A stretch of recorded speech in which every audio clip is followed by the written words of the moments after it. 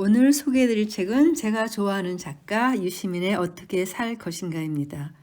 제목은 어떻게 살 것인가인데 읽고 나니까 어떻게 죽을 것인지에 대한 생각을 더 하게 하네요. 먼저 프롤로그에서 발췌했습니다. 어떻게 살 것인가라는 주제로 책을 내자는 출판사의 제안을 받았을 때 적잖이 당황스러웠다. 내가 자격이 있는가? 그런 책은 성공적인 삶을 살았거나 고매한 인품을 인정받은 사람이어야 쓸 수 있는 것 아닌가? 인생에 무슨 정답이 있을 것도 아닐 터, 별 도움이 되지도 않고 옳다는 증거도 없는 공자님 말씀 비슷한 것을 따분하게 늘어놓게 되지 않을까? 그런 걱정을 했다. 하지만 결국 쓰기로 했다. 내 인생을 관통한 목표와 원칙이 있었는지, 있었다면 무엇이었는지, 내 삶을 지배한 감정과 욕망은 어떤 것이었는지, 과연 나는 내게 맞는 삶을 살았는지 살펴보는 일이 앞으로도 짧지 않은 시간을 더 살게 될 내 자신에게만큼은 의미가 있을 것 같았다. 누군가 비슷한 고민을 하고 있다면 혹시 참고가 될 수도 있겠다는 생각도 들었다. 원고를 마무리하면서 다시 생각해 본다. 이 책을 쓰기로 한 것이 정말 잘한 결정이었을까?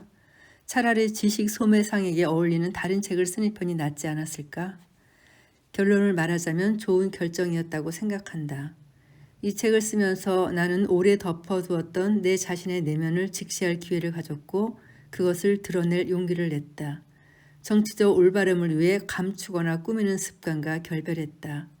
내 자신의 욕망을 더 긍정적으로 대하게 되었다. 마음이 내는 소리를 들었다. 삶을 얽어맸던 관념의 속박을 풀어버렸다. 원래의 나, 내가 되고 싶었던 나에게 한 걸음 다가섰다. 그렇게 해서 내가 원하는 삶을 나답게 살기로 마음먹었다. 나는 열정이 있는 삶을 원한다. 마음이 설레는 일을 하고 싶다. 자유롭게 그리고 떳떳하게 살고 싶다. 인생이라는 짧은 여행의 마지막 여정까지 그렇게 철이 덜 난 그대로 걸어가고 싶다. 내 삶에 단단한 자부심을 느끼고 싶다. 그렇게 사는 게 나다운 인생이라고 생각한다. 나는 이런 내가 좋다. 자유로움과 열정, 설렘과 기쁨이 없다면 인생이 무슨 의미가 있겠는가? 나는 무엇인가? 나는 누구인가? 어떻게 살아야 하고 어떻게 죽는 것이 좋은가? 의미 있는 삶, 성공하는 인생의 비결은 무엇인가? 품격 있는 인생, 행복한 삶에는 어떤 것이 필요한가? 이것은 독립한 인격체로 사회의 첫발을 내딛는 청년들뿐만 아니라 인생의 마지막 페이지를 이미 예감한 중년들도 피해갈 수 없는 질문이라고 생각한다.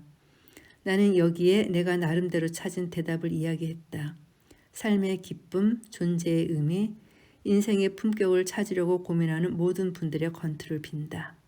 본문은 크게 4개의 장으로 구분되어 있고요.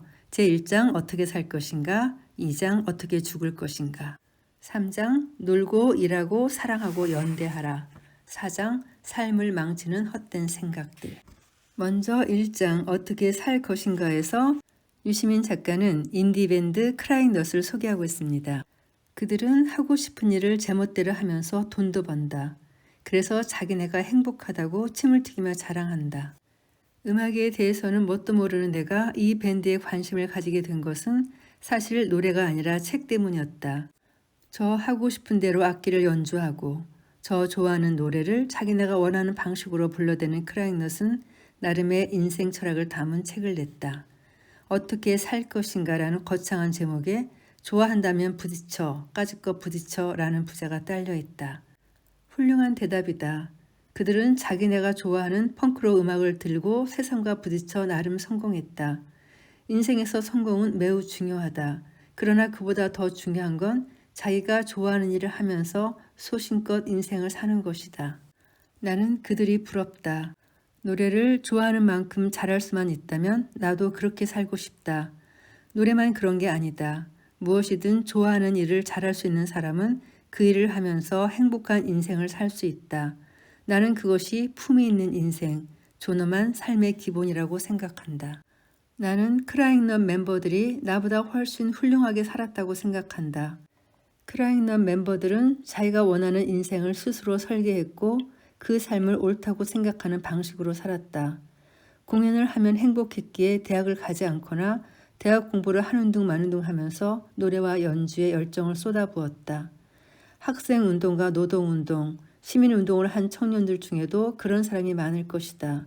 하지만 나는 그렇지 않았다. 스스로 인생을 설계하지도 않았고 내가 원하는 방식으로 살지도 못했다. 마음 가는 대로 살지 못했다. 죽을 때까지 이대로 살고 싶다는 생각을 하지도 않았다. 그들은 좋아하는 노래를 직업으로 삼았다. 이것만으로도 절반 성공한 인생이라고 말할 수 있다. 일과 노래가 인생의 절반이라면 나머지 절반은 사랑과 연대라고 나는 믿는다. 나는 크라잉넛 멤버들이 이 나머지 절반의 문제에 대해 어떻게 생각하며 어떻게 임하고 있는지 모른다. 그래서 절반 성공했다고 하는 것이다. 나는 크라잉넛의 책을 읽으면서 인생에 대해 많은 생각을 했다. 그들에게 크게 빚졌다고 생각한다. 그 빚을 갚고 싶다. 그래서 그들도 이 책을 읽기를 바란다. 인생의 나머지 절반도 소신대로 하기를 기대한다. 인생에서 가장 중요한 것은 자기의 결정권을 행사하는 일이다. 자기의 결정권이란 스스로 설계한 삶을 옳다고 믿는 방식으로 살아가려는 의지이며 권리이다. 철학자 존 스튜어트 밀의 표현을 가져다 쓰자. 사람은 누구든지 자신의 삶을 자기의 방식대로 살아가는 것이 바람직하다. 그 방식이 최선이어서가 아니라 자기의 방식대로 사는 길이기 때문에 바람직한 것이다. 100사람이 있으면 100가지 삶이 있다. 어느 것이 더 훌륭한지 가늠하는 객관적 기준은 없다. 스스로 설계하고 선택한 것이라면 어떤 삶이든 훌륭할 수 있다. 그러나 아무리 화려해 보여도 자유의지로 만들어낸 삶이 아니면 훌륭할 수 없다. 내게는 내가 원하는 대로 살 권리가 있다. 이제부터라도 남의 시선을 의식하지 않고 그 어떤 이념에도 얽매이지 않고 내 마음이 내는 소리에 귀 기울이면서 떳떳하게 그 권리를 행사하고 싶다. 좋아하는 일을 하면서 기쁘게 살고 싶다. 20살의 크라잉넛 멤버들처럼. 열등감은 삶의 기쁨을 갉아먹는 부정적인 감정 중에서도 단연 고약한 것이다. 열등감에 깊이 빠지면 자기 자신을 비천한 존재로 느끼게 된다. 그래서는 기쁜 삶을 살지 못한다. 기쁘지 않는 삶은 훌륭하기 어렵다. 세상에는 오르지 못할 나무가 너무나 많다. 곳곳에 넘을 수 없는 사차원의 벽이 서 있다. 도전하지도 않고 포기하는 것도 어리석지만 오르지 못할 나무와 넘을 수 없는 벽에 매달려 인생을 소모하는 건 역시 어리석다. 모든 나무와 모든 벽을 오르고 넘어서야 행복한 삶, 성공하는 인생을 살 수 있는 게 아니다. 내게 적합한 나무, 노력하면 넘을 수 있고 넘는 게 즐거운 벽을 잘 골라야 한다. 그렇게 해야 인생이라는 너무 짧은 여행을 후회 없이 즐길 수 있다. 왜 자살하지 않느냐고 까미는 물었다. 그 질문에 나는 대답한다. 가슴이 설레어 잠을 이루지 못하는 밤이 있다. 이루어지기만 한다면 너무 좋아서 두 주먹을 불끈 쥐고 뛰어오를 것 같은 일이 있다. 누군가 못 견디게 그리워지는 시간이 있다. 더 많은 것을 주고 싶지만 그렇게 할 수가 없어 미안한 사람들이 있다. 설렘과 황홀, 그리움, 사랑의 느낌, 이런 것들이 살아있음을 기쁘게 만든다. 나는 더 즐겁게 일하고 더 열심히 놀고 더 많이 더 깊게 사랑하고 싶다. 더 많은 사람들과 손잡고 더 아름다운 것을 더 많이 만들고 싶다. 미래의 어느 날이나 피안의 세상에서가 아니라 지금 바로 여기에서 그렇게 살고 싶다. 떠나는 것이야 서두를 필요가 없다. 더 일할 수도, 더 놀 수도, 누군가를 더 사랑할 수도, 타인과 손잡을 수도 없게 되었을 때, 그때 조금 아쉬움을 남긴 채 떠나면 된다. 누군가 이렇게 물을지 모르겠다. 그래, 당신 자신을 위해 살고 싶은 마음은 알겠다. 그러면 당신은 구체적으로 무엇을 하면서 어떻게 살고 싶은 건가? 특별한 것은 없다. 무엇보다 먼저 내가 즐거운 일을 하고 싶다. 그 일이란 배우고 깨닫고 다른 사람과 나누는 작업이다. 아내와 아이들, 어머니와 형제 자매들, 삶과 세상에 대해 깊은 공감을 나눌 수 있는 적은 수의 사람들과 더 많은 시간을 함께 보내고 싶다. 세상과 민중에 대한 추상적 사랑보다는 눈을 마주치고 손을 잡고 몸으로 껴안는 실체적인 사랑을 더 많이 나누고 싶다. 놀고 싶다. 다시 그림을 그리고 요가를 배우고 싶다. 북한산 둘레길을 걷고 추자도에서 감성 돔을 닦고 남의 눈치를 살피지 않고 주말 저녁 축구장과 야구장에서 소리를 지르고 싶다. 내면에서 솟아나는 욕망을 긍정적으로 표출하면서 살고 싶다. 사실 누가 그걸 하지 못하게 막은 것은 아니다. 그렇게 할 수 없도록 내 스스로를 가두어 버려서 그렇게 되었다. 나는 또한 세상 속에서 사람들과 더 넓게 연대하면서 살고 싶다. 사명감과 의무감에 이끌려서가 아니라 내가 기꺼이 하고 싶고 내가 자연스럽게 느낄 수 있는 방식으로 하고 싶다. 제2장 어떻게 죽을 것인가. 피할 수 없다면 즐겨라 라는 광고 카피가 유행한 적이 있다. 인생의 좌우명으로 삼아도 손색이 없을 만큼 좋은 말이다. 그러나 예외가 있다. 죽음이다. 죽음은 피할 수도 즐길 수도 없다. 원하는 인생을 스스로 설계하고 옳다고 믿는 방식으로 살아가려면 훌륭한 삶, 품격 있는 인생이 어떤 것인지 나름의 견해를 세워야 한다. 그러려면 삶과 함께 죽음도 알아야 한다. 그런데도 사람들은 죽음에 대해 생각하지 않으려고 한다. 잘 죽으려면 어떻게 준비해야 하는 것일까? 이 질문에 어떻게 대답하느냐에 따라 남은 삶이 달라질 수 있다는 생각이 든다. 죽음은 단순히 삶의 끝을 의미하는 게 아니다. 소설도 영화도 연극도 모두 마지막이 있다. 마지막 장면을 어떻게 설계하느냐에 따라 스토리가 크게 달라진다. 어떤 죽음을 준비하느냐에 따라 삶의 내용과 의미, 품격이 달라진다. 남아있는 삶의 시간이 길수록 죽음에 대한 생각은 더 큰 가치가 있다. 65은 특별한 나이다. 65살이 되면 국민연금을 받는다. 도시철도 요금이 면제된다. 공공시설 사용료가 할인된다. 건강이 나빠지면 노인 장기 요양보험 혜택을 받을 수 있다. 물론 65살이 넘어도 건강한 사람이 많다. 그러나 아무리 건강해도 노화를 막지는 못한다. 나이가 들면 신경세포인 뉴런의 수가 줄어든다. 뇌의 정보 처리 능력이 떨어지면 새로운 지식과 정보를 받아들이는 데 둔감해진다. 익숙한 것에 집착한다. 고집을 부리거나 화를 잘 내게 된다. 환경이 빠르게 변하고 새로운 문제가 등장하면 합리적인 의사결정을 하기가 어려워진다. 스스로 여전히 건강하다고 생각하지만 사실은 그렇지가 않은 것이다. 65이 가까워지는 나이인 저는 이 대목이 정말 실감나게 와닿습니다. 나이가 많이 들어서도 사회활동을 적극적으로 하는 사람이 젊은 시절의 정체성과 이미지를 그대로 유지하기는 매우 어렵다. 요절한 천재들이 유독 아름다운 모습으로 오래 기억되는 데는 그럴 만한 이유가 있다. 진보든 보수든 사상적 성향이 어떠하든 사람은 누구나 생물학적 성장과 퇴행을 겪는다. 그리고 그 바탕 위에서 자아 정체성이 형성되고 발전하며 변화하고 퇴행한다. 그래서 유시민 작가는 그런 분들이 변절이 아니라 변화일 뿐이라고 이해하고 계시네요. 물론 예외가 없는 것은 아니다. 김대중 대통령이나 넬슨 만델라 남아공 대통령이 바로 그런 예외적인 인물이다. 돌아가신 문익환 목사와 리영희 선생도 그런 분이었다. 나이가 많이 든 후에도 철학적, 문화적 정체성을 유지 발전시킨 예외적 인물들은 공통점이 있다. 권위를 내세우지 않고 젊은 사람들과 수평적으로 대화한다는 것이다. 이런 분들은 나이가 많이 들어도 변함없이 개방적으로 생각하며 유연하게 행동한다. 나도 그렇게 품위 있게 나이를 먹을 수 있도록 노력할 것이다. 40살 새아침에 찾아든 자각 때문에 독일 유학을 중단했다. 경제학 박사학위를 받으면 45살이 될 것이다. 무용록 전문가로 사는 것이 매력적인지 생각해 보았다. 나름 의미는 있겠다 싶었지만 가슴이 두근거리지는 않았다. 마음에 설렘이 없는 일에 인생을 쓰고 싶지 않았다. 나도 남들처럼 훌륭한 인생을 살고 싶었다. 어떻게 사는 인생이 훌륭할까? 일단 잠정적인 결론을 내렸다. 하고 싶어서 마음에 설레는 일을 하자. 그 일을 열정적으로 남보다 잘하자. 그리고 그걸로 밥도 먹자. 이것이 성공하는 인생 아니겠는가? 내가 하고 싶은 일이 무엇인지 생각해 보았다. 책을 읽고 글을 쓰는 것이었다. 글쓰기는 유익한 지식, 감동을 주는 정보를 남들과 나누는 일이다. 학교에서 배우는 공부는 이 정도로 끝내자. 지금껏 배운 것도 적지는 않았다. 이것을 미천 삼아 죽을 때까지 책 읽고 글 쓰면서 살자.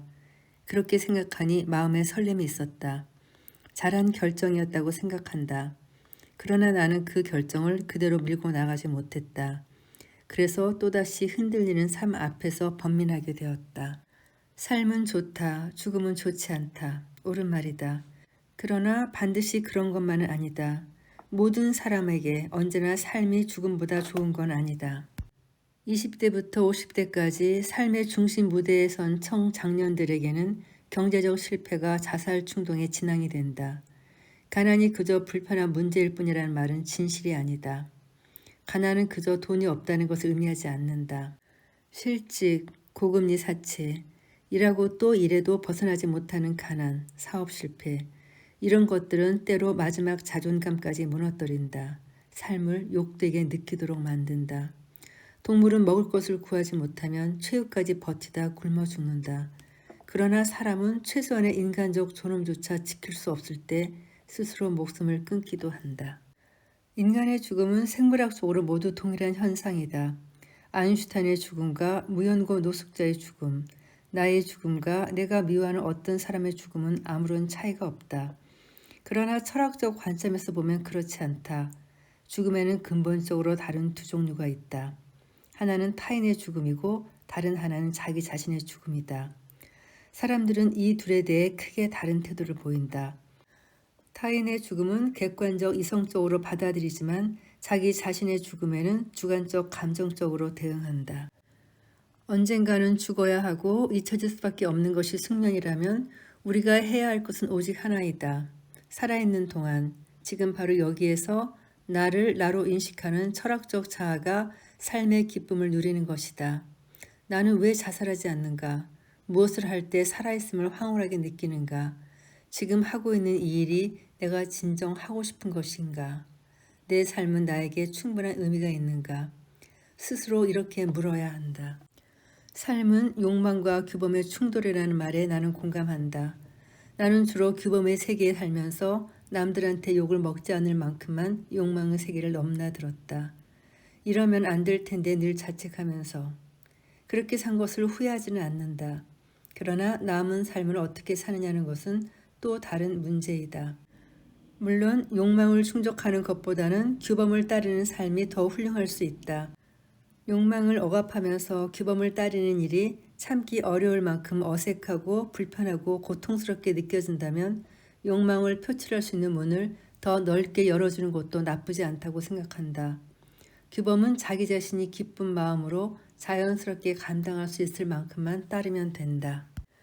2011년 한국통계청 자료를 참고로 하면 대한민국의 남자는 평균 78년, 여자는 평균 84년을 살 전망이다. 오래 사는 것은 좋은 일인가? 그럴 수 있다. 하지만 꼭 그런 것만은 아니다. 일정한 조건이 충족되는 경우에만 장수는 축복이 된다. 무엇보다 먼저 삶이 의미가 있고 사는 것이 즐거워야 한다. 장수는 또한 건강해야 축복이 된다. 대한민국 국민의 평균 수명은 이미 80세가 넘었지만 건강 수명은 그보다 9년이나 짧다. 질병이나 부상 때문에 정상적인 활동을 할 수 없는 기간이 9년이나 된다는 뜻이다. 사망자의 절대 다수가 노환과 만성 질병으로 서서히 죽는다. 죽음은 무작정 기피해야 할 대상이 아니다. 차분히 생각하고 준비해야 한다. 비천함을 감수하지 않고서는 생존을 도모할 수 없을 때는 존엄한 삶을 생각하기 어렵다. 그러나 지금은 존엄한 삶을 추구하는 것과 함께 존엄한 죽음을 준비해야 마땅한 세상이다. 나는 언제 어떤 방식으로 죽음을 마주하게 될까? 어떻게 죽는 것이 제일 좋을까? 내가 원하는 방식으로 죽을 수 있을까? 선택하기 어렵고 보장할 수도 없다. 그래도 최대한 소망과 가까운 방식으로 삶과 작별하고 싶다면 미리 준비를 해야 한다. 2008년 2월 연세대학교에서 폐질환 검사를 받던 고령 환자가 의식을 잃었다. 환자가 소생할 가능성이 전혀 없다고 판단한 가족들은 연명 치료를 중단하라고 병원에 요구했지만 병원은 거부했다. 의사와 병원은 어떤 경우에도 환자의 생명을 지키기 위해 최선을 다할 도덕적 법률적 책무가 있기 때문이다. 그러나 환자의 자녀들은 달리 생각했다. 그것은 환자의 생명을 살리는 것이 아니라 죽음을 모독하는 행위였다. 기나긴 송사 끝에 법원은 가족의 손을 들어주었고 2009년 대법원 전체 합의체가 인공호흡기 제거를 명한 원심 판결을 만장일치로 확정하였다. 이것이 우리 역사에서 법원이 존엄사를 인정한 첫 번째 판례가 되었다. 나는 유족의 선택을 지지한다. 생명은 존엄하다. 그러나 죽음 역시 존엄해야 한다. 김옥경 할머니 유족은 생명과 죽음 가운데 죽음을 선택한 것이 아니었다. 그들은 존엄을 선택했을 뿐이다. 만약 그런 상황에 직면한다면 나도 내가 원하는 방식으로 삶을 마감할 것이다. 사랑하는 사람들, 추구하던 가치들, 한때는 기쁨과 의미를 주었던 모든 것들과 스스로 선택한 방식으로 작별하는 것은 누구도 막아서는 안 될 자유이며 존엄한 권리라고 나는 믿는다. 그렇다면 제 몸을 스스로 가누지 못하는 삶은 의미가 없는 것일까? 그렇지 않다. 나는 다만 삶의 의미를 잃었다고 느낄 때 자기가 원하는 방식으로 삶을 떠날 권리가 있음을 인정하자고 했을 뿐이다. 같은 이유로 우리에게는 그런 조건에서도 삶을 이어갈 권리가 있다.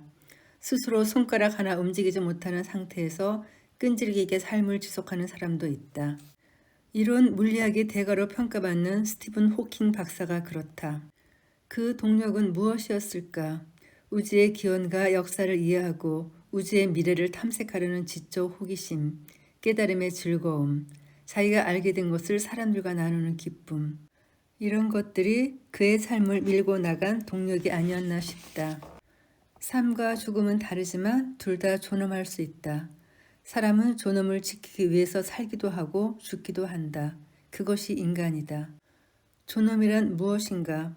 칸트에 따르면 존엄한 것은 가치를 따질 수 없다. 어떤 것의 가치는 사람들이 가치를 인정하는지, 인정한다면 얼마만큼 높게 평가하는지에 좌우된다. 그러나 그 자체가 목적인 것은 가치를 따질 수 없다. 도덕적 차원을 가진 것, 옳은 것과 그른 것 사이의 선택을 나타내는 것만이 그 자체로 목적이 된다. 인간다움, 존엄성이란 그런 것이다. 치료를 거부하고 곡기를 끊어 스스로 삶을 마감한 김 교수의 죽음. 손가락 하나 까딱할 수 없는 조건에서도 연구와 지필을 그치지 않는 호킹 박사의 삶. 이들 모두가 존엄하다고 나는 생각한다. 그 선택의 기초가 바로 당사자의 자유의지이기 때문이다. 자유의지는 자신이 자기 삶의 주인임을 인식하면서 원하는 삶을 스스로 설계하고 그 삶을 자신이 옳다고 생각하는 방식으로 밀고 나가는 정신의 태도와 능력이다. 인간의 존엄성은 바로 여기에서 나온다. 철학자 미레말처럼 사람은 누구든지 자기의 삶을 자기 방식대로 살아가는 것이 바람직하다. 그 방식이 최선이어서가 아니라 자기 방식대로 사는 길이기 때문이다. 어디 사는 것만 그렇겠는가? 죽는 건 역시 자기 방식대로 죽는 것이 바람직하다. 죽음은 내게 주어진 마지막 자유였다라는 책을 남긴 라몬 샴페두로라는 스페인 남자가 있다. 25살에 물이 빠진 해변에 떨어져 7번째 경추가 부러지는 사고가 없었다면 라몬 샴페두로는 열정적이고 평범한 삶을 살았을 것이다. 22살 때부터 노르웨이 상선을 타고 세계 49군데 항구를 누볐던 이 청년은 여자친구와 약혼을 할 것인지 여부를 고민하다가 해변가 바위에서 발을 헛디뎠다. 그리고 정밀 검사와 재활치료를 받은 끝에 죽을 수도 없고 예전의 모습으로 돌아갈 수도 없다는 사실을 확실히 알게 되었다. 라몬 샴페드로는 이때부터 30년 동안 똑같은 하루를 살았다. 침대에 누워 잠을 자고 침대에서 책과 신문을 읽고 침대에서 텔레비전을 보고 침대에 누운 채 찾아온 사람들과 이야기를 나누고 침대에 누워 창문으로 하늘과 바다를 내다보았다. 라몬은 휠체어 타기를 거부했다. 전신이 마비된 삶은 의미가 없다고 판단했기 때문이다. 그는 오로지 죽기만을 원했지만 물과 음식은 끊지 않았다. 그에게는 그것이 강제된 것이나 마찬가지였기 때문이다. 라몬의 투쟁은 사람들의 마음에 큰 울림을 만들었다. 위로하고 격려하는 편지가 쇄도했다. 교황을 비롯한 세계의 종교 지도자들이 자살은 잘못된 선택이라고 설득하는 편지를 보냈다. 저명한 지식인들이 라몬의 생각을 비판하는 칼럼을 썼다. 라몬은 펜을 입에 물고 편지를 쓰고 언론에 기고하였다. 1995년 그는 이렇게 쓴 편지와 시, 산문을 한데 묶어 책을 냈다. 여기서 라몬 샴페드로는 자신이 생각하는 삶과 죽음의 의미에 대해 이렇게 말했다. 사람이 자기 자신에게 의미를 부여할 수 있고 자신이 자유롭다고 생각한다면 휠체어를 타든 목발을 짚든 지팡이를 짚든 간에 그 삶은 언제나 의미가 있는 것입니다. 그 의미가 사라지면, 그래서 그것을 이성으로 깨닫게 되면 그때가 죽을 때인 것이요. 전 지금처럼 살아가는 시간이 과연 저에게 가치 있는 것인가에 대해 아주 많이 생각했습니다. 결론은 아니라는 것이었습니다. 저의 고통은 아무 가치가 없고 제 고통의 원인 역시 아무 쓸모가 없는 것이었습니다. 저에게 제때 죽을 수 있는 자유가 있었다면 그 아픔은 인간적인 수준이 될 수 있었을 겁니다. 죽는다는 건 단지 그런 거예요. 태양이 제 기억 속에 가장 아름다운 작별 인사를 새겨두는 것처럼 각자 가지고 있는 좋은 추억을 이 세상과 우리가 사랑한 모든 것에 남겨두는 것, 잠드는 것에 대한 어떤 두려움도 슬픔도 원망도 없이 그저 피곤에 지쳐 고요하고 평온하게 눕는 겁니다. 그러나 죽음을 그렇게 느끼기 위해서는 지나치게 인간적이길 바란다고 할 만큼 굉장히 자유롭고 선해야 하겠지요. 안락사 또는 품위 있게 죽을 권리를 인정하려면 진정으로 인간과 삶을 사랑할 줄 알아야 하고 선의 심오한 의미를 이해할 수 있어야 한다고 생각합니다. 우주의 기원과 운행 법칙에 대한 연구에서 삶의 기쁨을 얻는 호킹과는 달리 라몬은 사랑에서 기쁨을 찾는 사람이었다. 그에게는 육체의 감각이 너무나 중요했다. 감각이 없이는 사랑을 느끼고 표현할 수 없다. 사랑하지 못하는 삶에는 기쁨이 있을 수 없다고 생각한 것이다. 기쁨이 완전히 사라지고 오로지 벗어날 수 없는 고통만 남은 상황에서 그 고통을 견디면서 삶을 이어나가는데 스스로 아무 의미도 부여할 수 없다면 그 사람이 자유의지에 따라 죽을 권리를 인정해 주자는 것이다. 나는 이것이 스티븐 호킹과 라몬 샴페드로 둘 모두가 받아들일 수 있는 준칙이라고 생각한다. 라몬 샴페드로가 남긴 글을 읽으면서 육체, 욕망, 충동이 가지는 의미를 다시 보게 되었다. 사랑의 의미, 감각과 이성의 관계에 대해서도 예전과 달리 해석하게 되었다. 우리는 많은 것들로 삶을 채운다. 그런 것에서 삶의 의미를 발견한다. 일, 놀이, 사랑, 이념, 지식, 돈, 명예, 권력. 무엇이든 기쁨의 원천이 될 수 있고 삶의 의미가 될 수 있다. 그러나 그런 것 자체보다 더 중요한 것은 그것이 내 삶에 주는 기쁨과 의미를 아는 것이라는 생각이 들었다. 당신은 무엇으로 인생을 채우고 있는가? 그것이 당신의 삶에 충분한 의미를 부여하는가? 살아있는 순간마다 당신은 기쁨을 느끼는가? 라몬 샴페드로가 이렇게 묻는 것만 같다. 이 글을 읽고 난 저녁, 저는 영화 미 비포 유를 다시 한번 보았습니다. 오늘 녹음은 여기까지만 하겠습니다. 나머지 내용은 다음 시간에 다시 한번 정리하겠습니다. 감사합니다.